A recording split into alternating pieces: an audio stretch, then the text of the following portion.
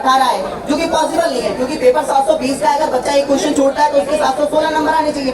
अगर एक गलत करेगा तो 715, लेकिन बच्चों के 719 और 718 नंबर। गुड़िया की तबीयत खराब है क्या? आप अभी आप और मौका देख रहे कि कुछ और बच्चे आत्महत्याएं कर ले।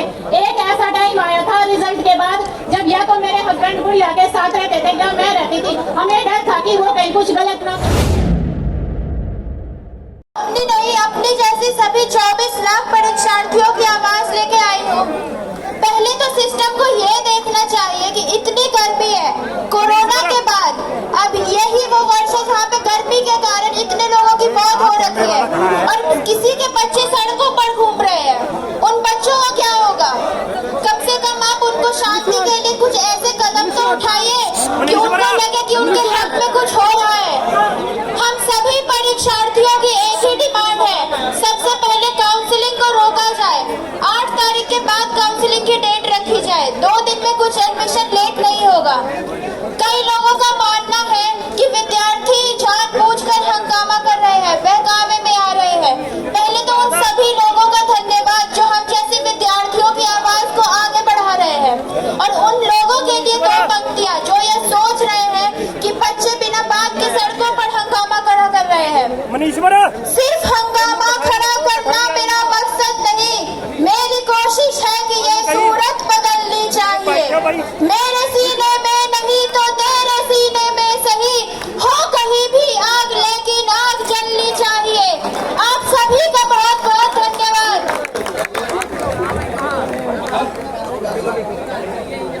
इसी पंक्ति में एक और पीड़ित छात्र हमारे बीच में मौजूद है, निर्मल चौधरी जी, जो निवर्तमान राजस्थान यूनिवर्सिटी के अध्यक्ष है, वो भी हमारे बीच में आए हैं।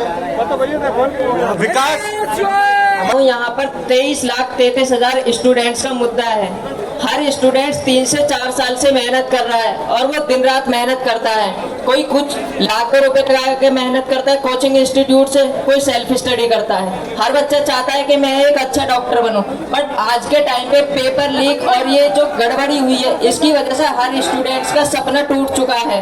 हर स्टूडेंट सदमे में है कि वो ऐसी मेहनत करके भी अपनी एक गवर्नमेंट सीट नहीं ले पा रहा। उनके पेरेंट्स परेशान हैं कि हमारे बच्चे ने मेहनत की है और उसे वो फल नहीं मिल पा। हम डिजर्व करते हैं मार्क्स लाकर भी कि हमें सीट मिलनी चाहिए, बट कुछ ऐसे लोग हैं जो कि गड़बड़ी की वजह से हमारी सीट छीन कर ले जाएंगे। हमें सरकार से एक ही उम्मीद है कि हमारा रीनीट दोबारा होना चाहिए और एनटीए को हटाना चाहिए। एनटीए सफाई देता है कि 4 राज्यों में गड़बड़ी हुई थी, बट कल के एक नोटिस में देखा गया एक राज्य मेघालय भी ऐड हुआ है जहां पर रीनीट हुआ है। तो ये बात उनकी बिल्कुल गलत है, बोलते कुछ और है करते कुछ और है, सीधे सीधे साफ चीजें नहीं बताते। पूरी गड़बड़ी एनटीए में है, इसके खिलाफ सख्त एक्शन होना चाहिए। धन्यवाद। अब सीमा जी एक अभिभावक के रूप में अपना दुख आप सभी के सामने साझा करेंगे। पहले तो सबका धन्यवाद है कि आप लोग सब हमारी बातें सुनने के लिए यहाँ इकट्ठा हुए। जब से 4 जून से रिजल्ट आया, हम कभी यहाँ कभी वहाँ घूम ही रहे, हमें कोई न्याय नहीं मिला। जब 4 जून को हमने रिजल्ट देखा, हमारी गुड़िया का 621 स्कोर था और हम खुश भी थे कि हमारी गुड़िया का हो जाएगा। एक गरीब परिवार की यही उम्मीद होती है कि हम नहीं पढ़े, हमारे बच्चे पढ़ जाएं, और वो हुआ भी। हमारी गुड़िया ने दूसरे अटेम्प्ट में क्लियर कर दिया था MBBS का एग्जाम, और हमने उसको बड़ी घाटी कमाई से। गरीब आदमी का जब बच्चा टूटा जाता है तो सब लोग समझते होंगे कि कैसे, तो हमने उसको वहाँ पढ़ाने के लिए भेजा था। फिर भी हमने उसको किया कि चलो बेटी हमने इसको आगे बढ़ाना है। मोदी जी बोलते हैं बेटी पढ़ाओ बेटी पढ़ाओ, पढ़ाएंगे तो सही। ये अगर धांधलेबाजी ऐसे चलेगी तो बेटियों को मौका कहाँ मिलेगा? मैं सबसे पूछना चाहूंगी, और हमारे धर्मेंद्र प्रधान जी हैं, वो जब से ये बोल रहे हैं कि रीनीट नहीं होगा, सब बराबर है, कुछ नहीं हुआ कुछ नहीं हुआ, कैसे कुछ नहीं हुआ? आप देख रहे हैं CBI आपने क्यों बिठाई, फिर आपने सुबोध जी को क्यों हटाया है? कुछ नहीं हुआ तो फिर ऐसे ही रोक देते। सब कर रहे हो तो आप रीनीट को भी करवाओ, जब ये बच्चे आश्वस्त होंगे। आप कुछ बच्चों को सपोर्ट कर रहे हो, ये आपकी गलत बात है। सबको सपोर्ट करो और रीनीट करवाओ।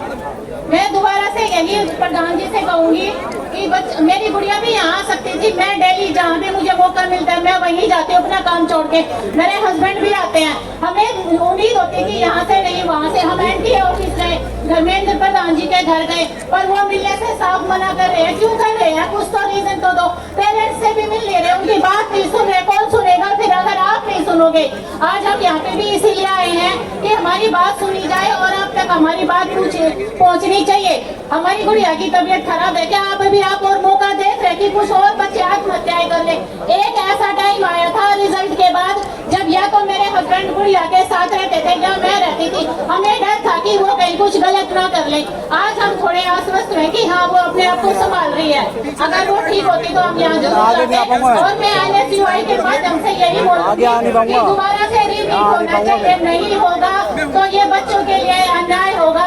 एक गरीब बच्चे की सीट आप छीन कर किसी अमीर बच्चे को नहीं दे सकते। उसने बड़ी मेहनत से ये काम किया है और मैं दोबारा से फिर हाथ जोड़कर विनती करूंगी प्रधानमंत्री मोदी धर्मेंद्र सिंह से कि हमारी आवाज सुने और प्लीज रिपीट करवाइए। धन्यवाद सीमा जी। आप उन करोड़ों परिवारों में से हैं जिनका 2 साल की कड़ी मेहनत, रुपया पैसा, दुआएं सब इस सरकार ने घर में लटका दी। लेना दूर से आया ना नहीं रहा है, ठीक है? अब मैं चाहूंगा जो भी हमारे साथी यहाँ पर आए हैं, एक बार जोरदार हम सभी नारा लगाएंगे।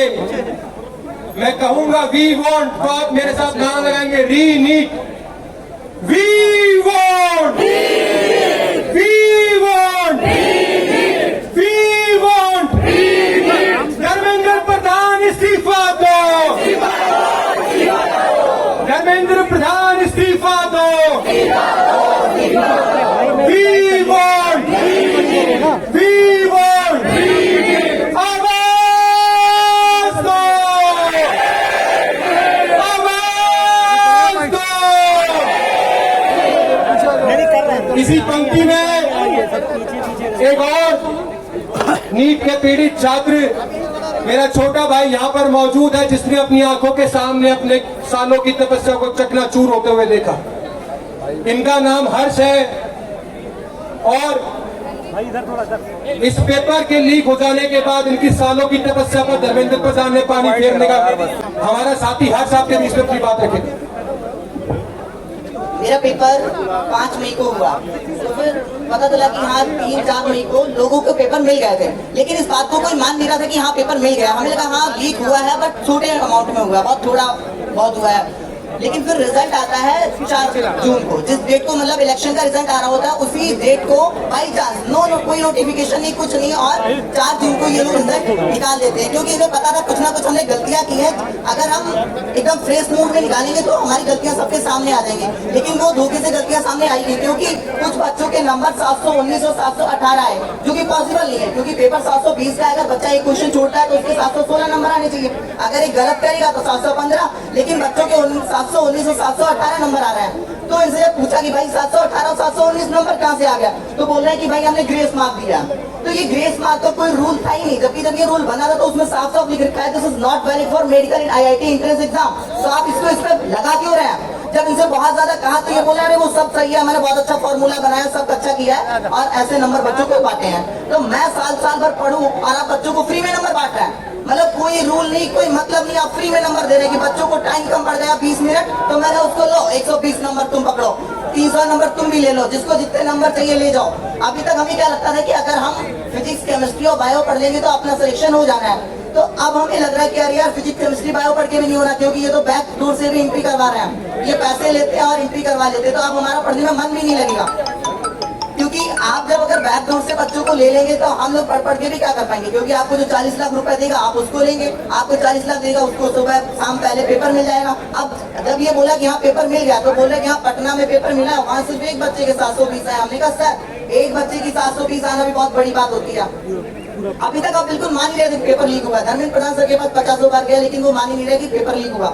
जब बहुत प्रोटेस्ट हुआ, बहुत आवाजें उठाएंगी, तो इन्होंने माना हाँ थोड़ा मोड़ा छोटा मोटा एरर है, तब माना कि हाँ पेपर लीक हुआ। अगर कुछ गलतियां तुम्हारी नहीं थी तो तुमने 13 लोग बिहार में क्यों अरेस्ट करवाए? अगर तुम्हारी गलतियां नहीं तो तुमने सुबोध को क्यों हटाया? अगर तुम्हारी गलतियां नहीं तो तुम अब क्यों मान रहे हो कि पेपर लीक हुआ? तुम्हारी गलतियां नहीं थी तो तुम CBI की जांच अब क्यों बैठा रहे हो? भाई कुछ ना करो, अगर तुम्हें लगता है बिल्कुल अपन तो साफ है, ये काम आपको पहले ही करनी चाहिए, लेकिन आप इतना लेट क्यों कर रहे हैं? अगर इतना लेट करोगे तो जिन लोगों ने चोरी करी है तो वो तो छिपा देंगे ना इतने टाइम में। अब आप सीबीआई इन्वेस्टिगेशन करा रहे हैं 1.5 महीने बाद, क्योंकि ताकि जिन लोगों ने चोरी करी वो सारे सबूत मिटा दें। अगर भाई सारे सबूत ही मिट जाएंगे उसके बाद आप सीबीआई इन्वेस्टिगेशन करा के भी क्या कर पाएंगे? अभी तक चिल्ला चिल्ला के हम लोग भर गए कि हमारा दोबारा से पेपर करा दो, अभी तक आपका कोई नोटिफिकेशन नहीं आया। और नीट का एग्जाम लीक हुआ सुबह तक कि हाँ भाई दोबारा से पेपर होगा, और हमारे नीट वाला क्यों नहीं हो रहा? क्योंकि जो नेट का एग्जाम देते हैं वो बच्चे ग्रेजुएट होते हैं, थोड़े से बड़े होते हैं तो उन्हें पता है कि भाई वो हंगामा काटेंगे। लेकिन हम 12th पास होते छोटे बच्चे, उन्हें लगा ये क्या ही कर पाएंगे, लेकिन उन्हें क्या पता था कि इतने सारे लोग सपोर्ट में आ जाएंगे और ये रीनीट करवा के ही रुकेंगे। हम सबसे अपील करते हैं कि भाई जब तक रीनीट ना हो जाए आप लोग हमारे लिए लड़ते रहना। बहुत बहुत धन्यवाद आपका। साथियों